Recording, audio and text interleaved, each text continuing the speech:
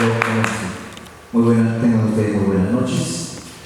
Un agradecimiento muy especial a la Municipalidad Nacional, a la Municipalidad Metropolitana de Lima, en especial a la Gerencia de Cultura, por organizar esta clase de eventos que contribuyen al conocimiento de nuestra cultura nacional.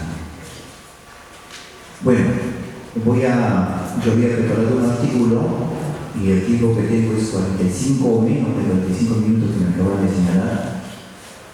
Va a ser difícil de que pueda leer las más de 10 hojas que tengo, entonces vamos a alternar entre las lecturas de algunos párrafos que considere importantes y en otra parte utilizaremos la memoria y el diálogo.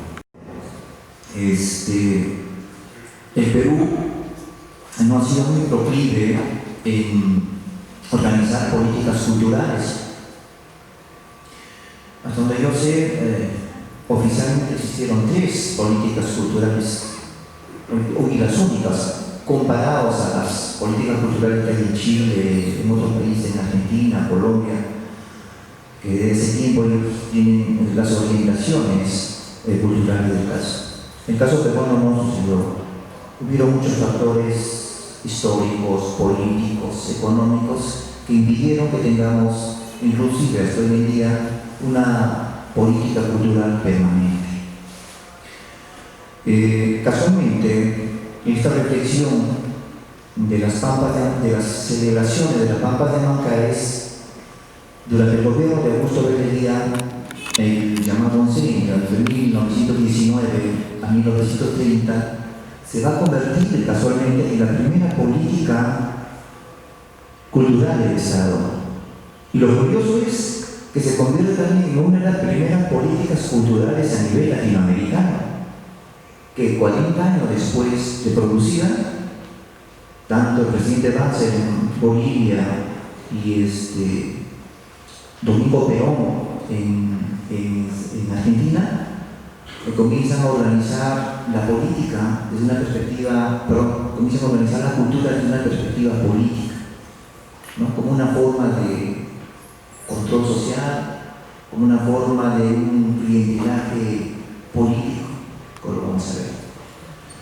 Entonces, esta política cultural, la primera política cultural, se va a dar entre 1927 a 1930, organizada o dirigida, en este caso programada desde la Casa de Gobierno donde vivía Augusto Bellería. La segunda política cultural recién se va a dar entre los años de 1973 hasta 1975, durante el gobierno del general Juan Velasco Alvarado, que se denominó INCARI y que tuvo un alcance nacional. Movilizaron cerca de más de 60.000 participantes entre aficionados y profesionales del arte. Y la tercera política cultural es la que se organizó entre el año de 1886 a 1988 durante el gobierno del presidente Alan García, que se llamó Reñillacta, el pueblo conversando, que tuvo un alcance nacional muy similar al Reñillacta de la época de Juan Velasco Alvarado, y lo complementó con el famoso festival internacional llamado CICLA, que era la Semana Intercultural Latinoamericana, donde se invitó a una serie de artistas de diversos países de Latinoamérica. Entonces tuvo un alcance internacional. Entonces, son las únicas 3 políticas culturales generadas por el Estado. Después, en los diversos gobiernos, no ha habido una clara intención de orientar, de dirigir la dinámica cultural del Perú, ¿no? Entonces, ahora tenemos ya un Ministerio de Cultura desde el año 2010. Me imagino que están en la primera etapa de normatizar, de tener la rectoría, en este caso legal, para poder en su segunda etapa ya organizar las orientaciones necesarias para la dinámica cultural peruana. Empezaré.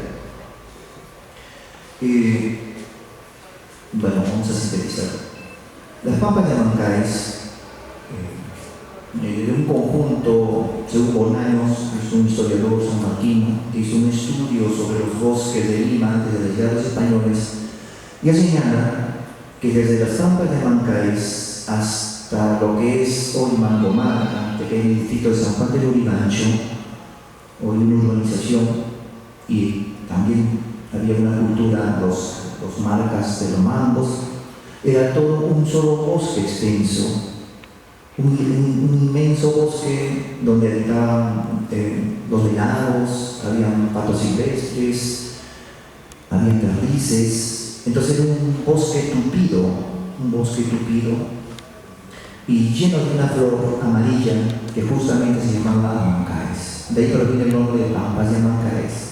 Una flor que florecía justo el 24 de junio, porque era el momento donde la neblina llegaba a estas alturas y producía un verdor inesperado y el florecimiento de esta flor de Amancaes. De ahí viene el término de las pampas de Amancaes. Pero bien, en la época preincaica existía también un cacicazgo ahí en las pampas de Amancaes, cuyos habitantes vivían de la pesca de los camarones del río Lima. En 1535, cuando ya se funda la ciudad de Lima y se comienza a extender los solares más allá del río, los primeros españoles comienzan a tomar estas pampas en dos sentidos. Uno, que utilizaban toda la vegetación que tenían para la construcción de las casas, y en menos de 10 años todo el bosque que existía desde las pampas de Amancaes hasta lo que es Zárate o Mangomarca fueron destruidas por el consumo masivo. Según Bolanos, que es un historiador sanmarquino. Y lo otro era que ya desde el año de 1547, que llega pues un minero a radicar a Lima y compra unas tierras por ese lugar, comienza a ser uno de los primeros visitantes de esta pampa de Amancaes y los utilizaba para cazar perdices, para cazar venados, como una diversión.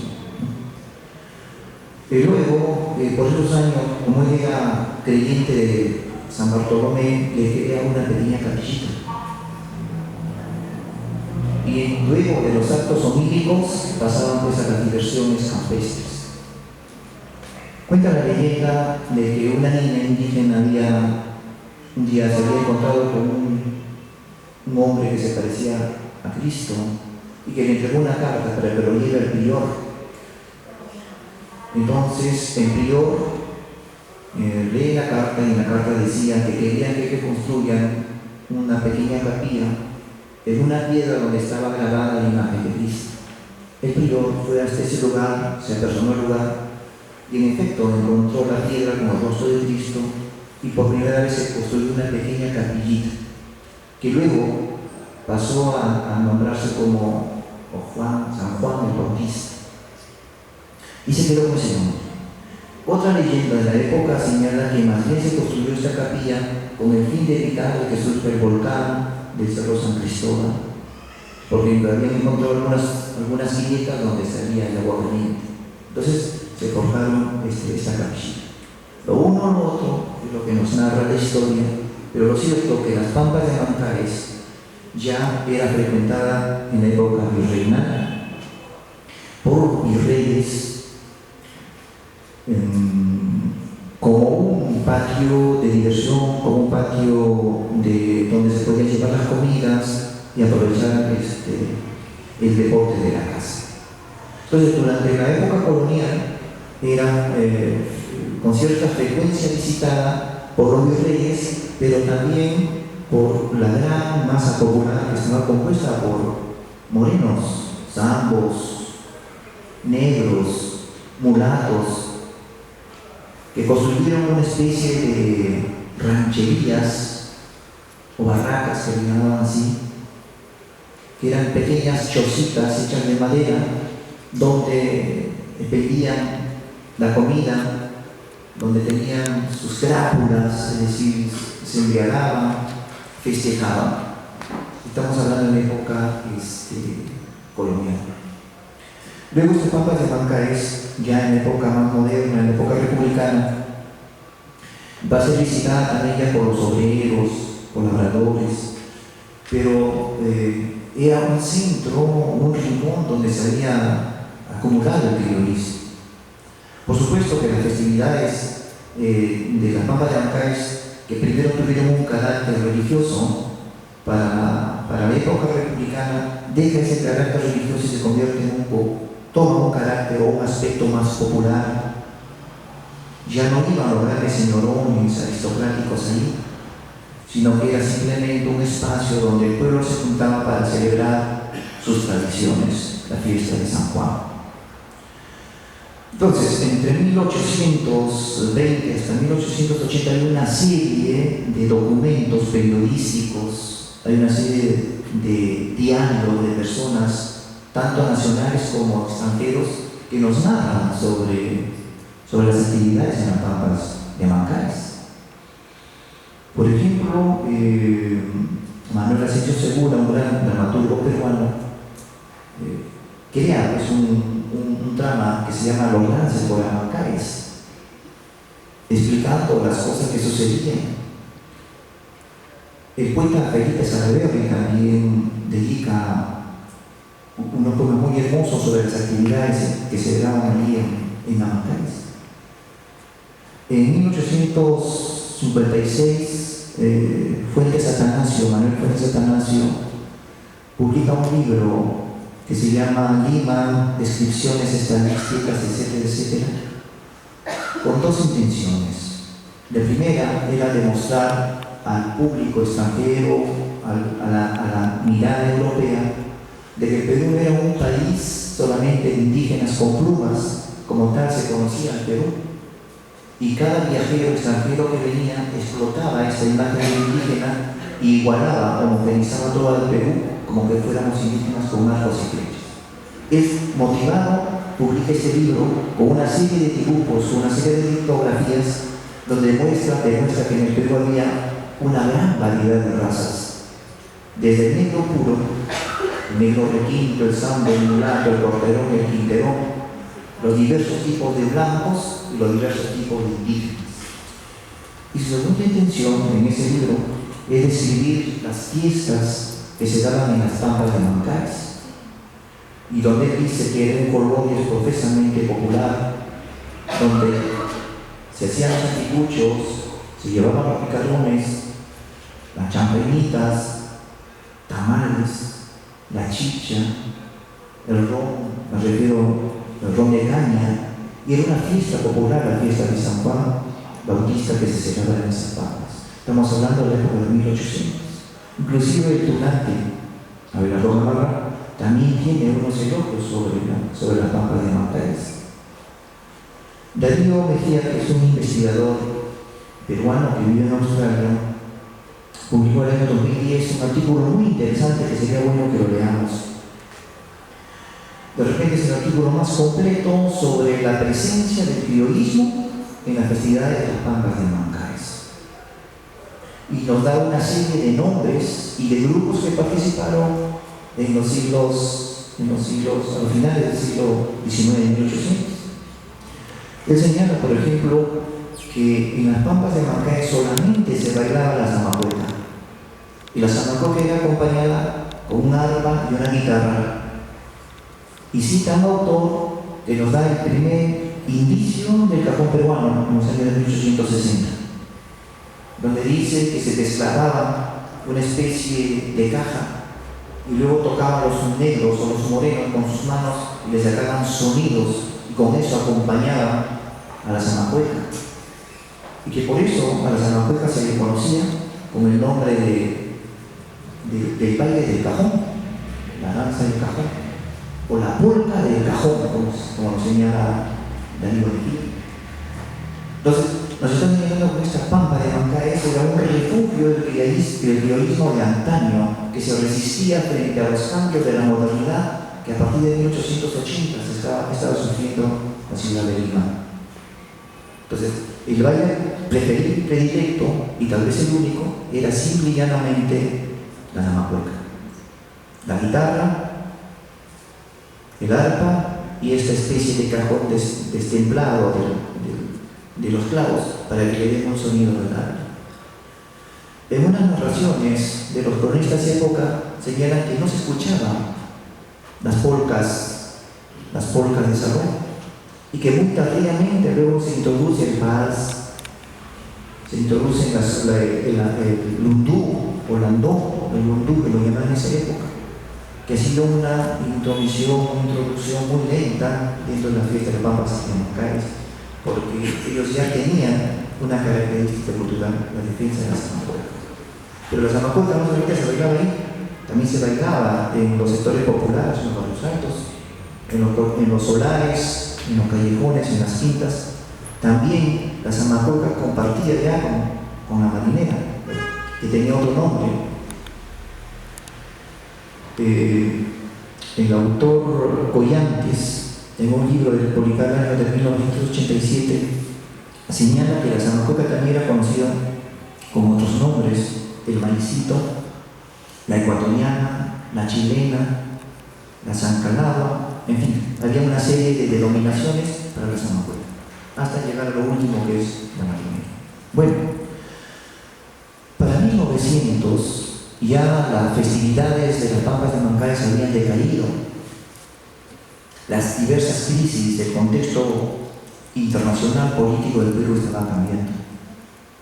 Apenas había acabado el primer gobierno de Leguía asume el oncenio, que es en 1919, y lleva un proyecto político que es la formación de la Patria Nueva. ¿Y qué significaba la Patria Nueva? Significaba la modernización.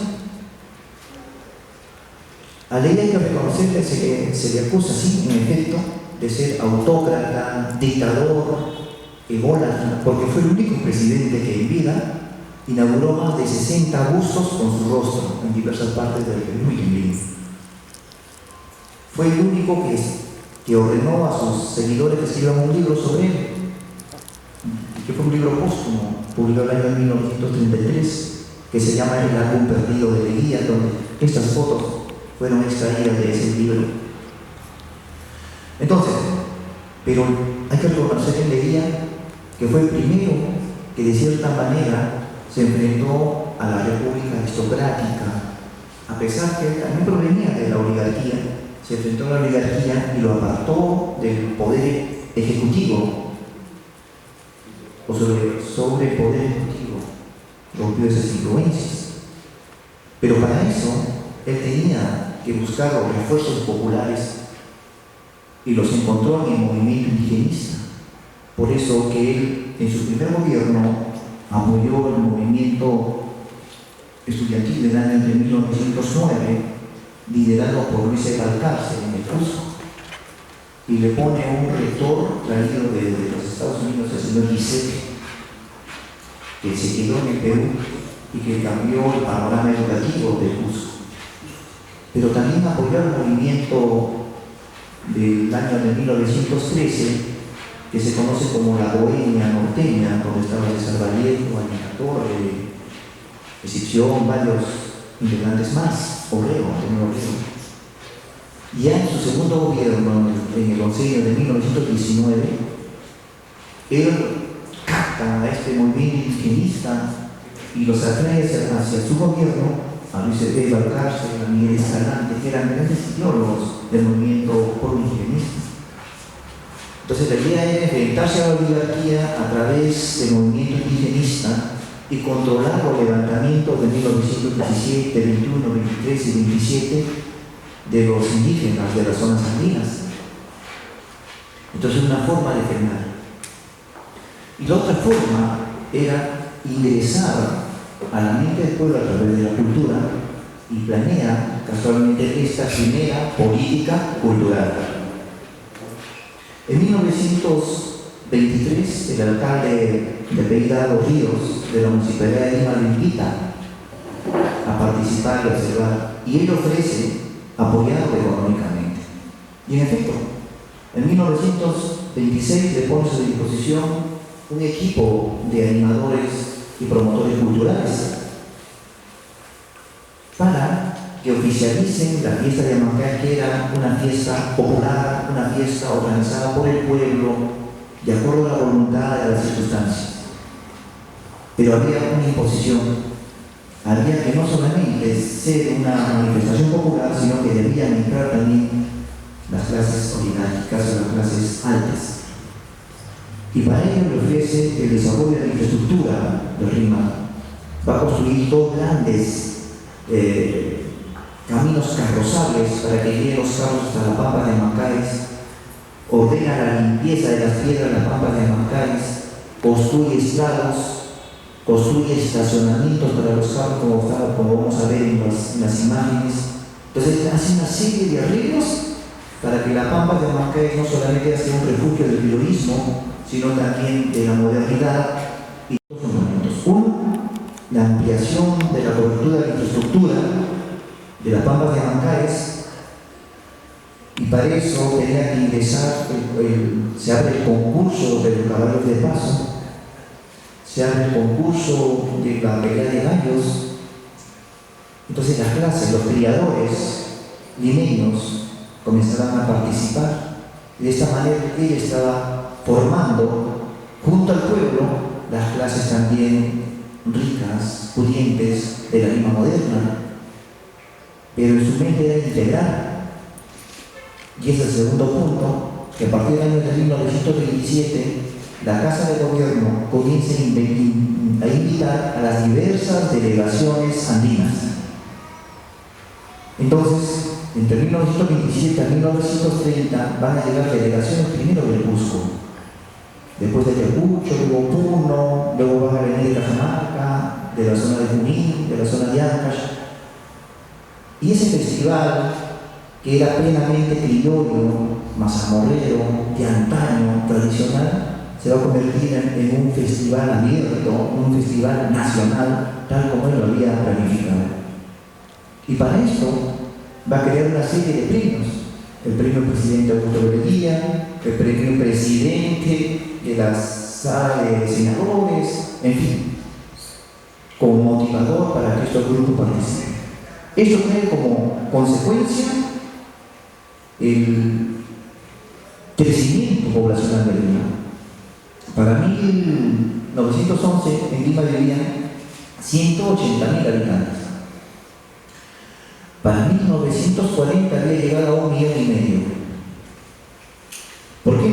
Porque las delegaciones artísticas que llegaban, el 80 o el 90% de los integrantes se quedaban en Lima. Cuando yo tuve la oportunidad de conversar con el doctor Alejandro del Blanco Guerra, ayacuchano, él contaba que llegó con la compañía Ollanta, que se llamaba así, de procedencia ayacuchana, y que el 80% de los integrantes se quedaron en Lima, solo un 20% regresó.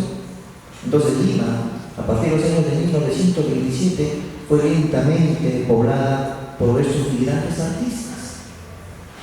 Cuando en la Dirección de Investigación de la escuela hicimos los trabajos de las memorias vivientes, sobre todo con la señora Peralta, ella también narra cómo llegan una delegación desde la zona de Huancayo y se queda acá, y va a ver cómo se van a formar los primeros pueblos jóvenes, etc. Entonces, en ese sentido, la política cultural tuvo una función. La función era integrar estas clases sociales, la función era un clientelaje, un control social a través de la cultura, como lo es en todos los países. Otro punto importante de la sobrepoblación, él hace una serie de... Es el primero que va a iniciar agresivamente la construcción de carreteras en diversas partes del Perú, que permitió también una migración andina hacia la ciudad. En una conversación con Cajero, Gerardo Barbosa, me decía que llegó de Puno, muy joven, acompañando también a una compañía de Puno, y se quedó en Lima, muy jovencito, de 14 años. Entonces, y él se acuerda también de haber ido a las fiestas de las pampas de Amancay, vendiendo sus frutillas, y me describe la inmensa cantidad de gente que iba, por lo menos hasta los años 50. De 50 hasta los 60 comienza a decaer las pampas de Huancaes, las festividades, y en los años 60 desaparece gracias al florecimiento de los famosos coliseos andinos, ¿cierto? Pero en el tramo de 1927 a 1930 es donde tiene, digamos, las zonas o las partes más álgidas de esta política cultural. En 1927 el concurso andino que se celebraba en las pampas de Huancaes lo va a ganar Jacinto Palacios, un compositor ancashino, casualmente con el tema Mujer Andina. Unos años después van a descubrir a Nazuma, a la señora Kente, a la música nativa y una serie de artistas que no me acuerdo. Tanto en el plano criollo como en el plano andino habían creado una serie de estímulos pecuniarios, premios, etc. ¿Tuvo resultado entonces esta política cultural? Sí, porque consiguieron los objetivos que se habían planteado durante el gobierno del ingenio Belén. Entonces, encontramos cómo las festividades de las pampas de Huancaes, que empezó a través de repente de un solitario viaje de este famoso minero, y luego hubo un aspecto religioso, católico, de adoración, y se instauró la fiesta de San Juan Bautista en las pampas de Huancaes, y casi un siglo después pierde ese carácter religioso para tener un carácter o tomar un carácter popular, porque ya la iglesia no se había interesado en el desarrollo de estas fiestas, y fueron los grupos de labradores, repito, en su mayoría negros, los que mantuvieron ese criollismo encerrado en la fiesta de las pampas de Huancaes. Ya a comienzos del siglo XX, con el apoyo económico que brindó Augusto Belleguía, deja de ser las festividades de Huancaes para convertirse en el Festival de Huancaes. Es decir, oficial, ya la municipalidad había programado, ya tenían un programa donde ya estaban señalados qué es lo que tenían que hacer. Inclusive, antes de eso había un desfile en la pampa de Huancaes con la banda militar, con la banda en ese tiempo de la Guardia Nacional, que le llamaban guairuros, que tenían unas capitas rojas y vestimentas negras en los años 27-28.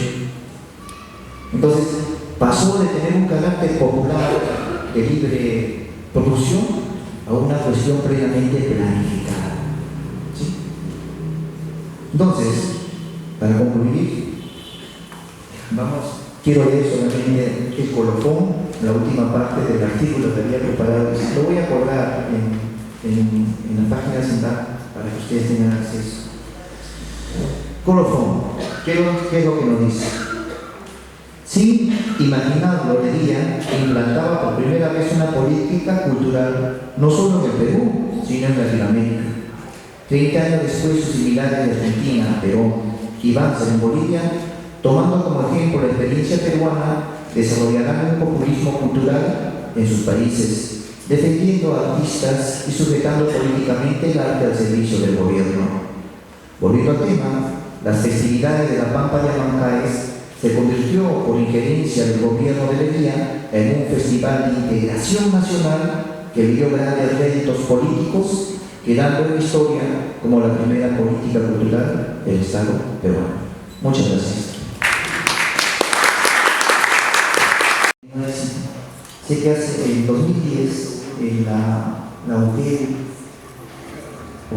un señor de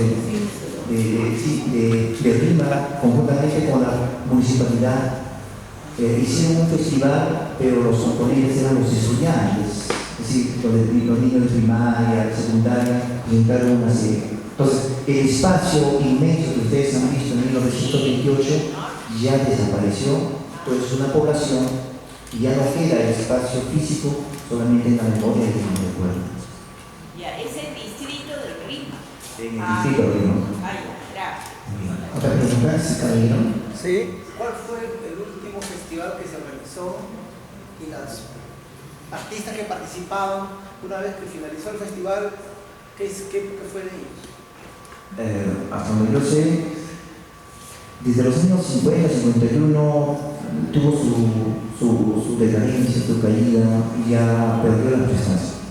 Hasta 1930, mientras vivía Augusto Belería, estaba protegido por una fuerte dirección económica.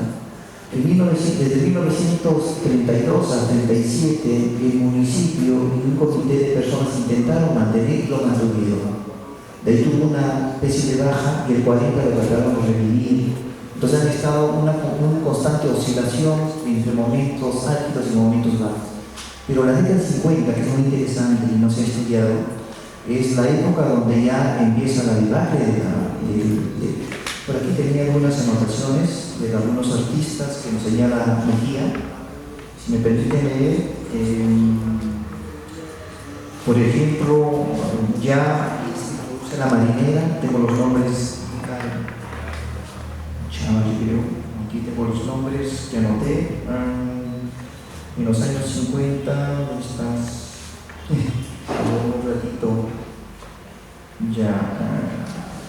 Por ejemplo, Mejía me dice que se habían grabado a los años 30 en la compañía Victor's Company, una serie de canciones andinas.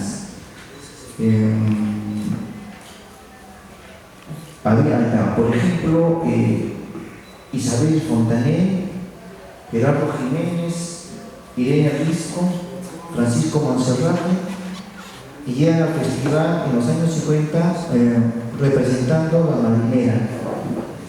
Es lo que tengo.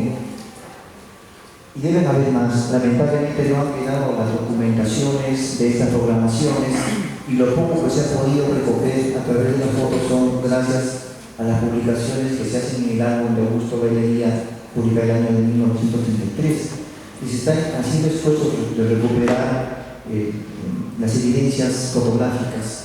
Lamentablemente, recuerda que en la gestión cultural pasamos por 3 etapas. Se conoce la gestión cultural poblativa, que no tenía una planificación, que no eran proyectos que manejaban, sino simplemente un programa y la voluntad de línea poblativa de organizar. Esos programas se tienen casi nada.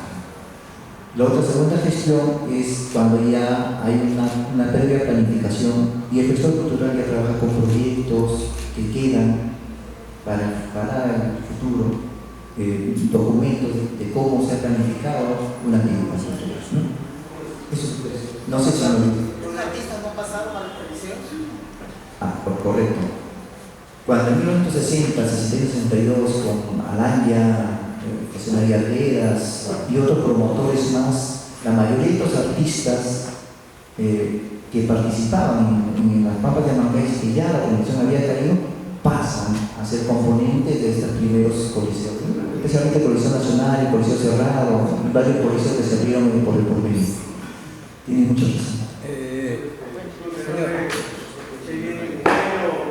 Empezó las festividades de la Pampa de Amancay y una pequeña sugerencia. Me permito en la Galería Pancho Fierro también se puede hacer en el municipio de Lima una exposición sobre esta gran fiesta de Amancay con trajes de la época, fotografías, qué sé yo, algo que hay en el archivo de la biblioteca. ¿Y en qué año se produce el primer festival de Amancay? Gracias. Sí, es cierto. Tenemos las acuarelas de Pancho Fierro, que fue un gran costumbrista, y algunas acuarelas están dirigidas a las festividades de la Pampa de Amancay. Rugelas, Mauricio Rugelas, que es un francés, también nos ha dejado una serie de acuarelas, a pesar de francés, sobre las Pampas de Amancay, es cierto. Eso evidencia lo popular que hubo. No se sabe exactamente cuándo empezó las festividades de la Pampa de Amancay. Las narraciones en la historia nos dicen que para 1923 el alcalde Ríos de Lima, del distrito de Lima, invita a Leguía y Leguía se interesa porque concentraba un sector del periodismo de antaño. Vuelvo a repetir, las Pampas de Amancay van a tener 3 momentos importantes. La las festividades religiosas que se dieron a partir de 1547.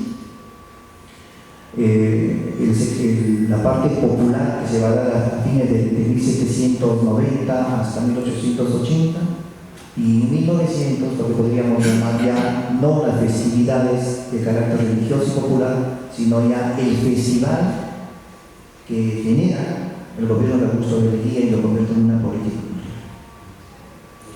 cultural. Sí, señor.